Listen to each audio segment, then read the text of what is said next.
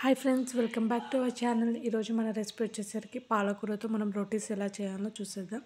First పాలకూరని మనము నీట్గా క్లీన్ చేసేసుకొని వాటిని సన్నగా తరుక్కోవాలి. తరుక్కున్న పాలకూరని మనము వాటర్లో బాగా మనము ఉడికియాలి. పాలకూరని మనం రోటీస్లో కానీ చపాతీస్లో కానీ మనం ఈ పాలకూర వేసి మనము పాలకూర చపాతీ కానీ పాలకూర రోటీస్ కానీ మనం ప్రిపేర్ చేసుకోవచ్చు.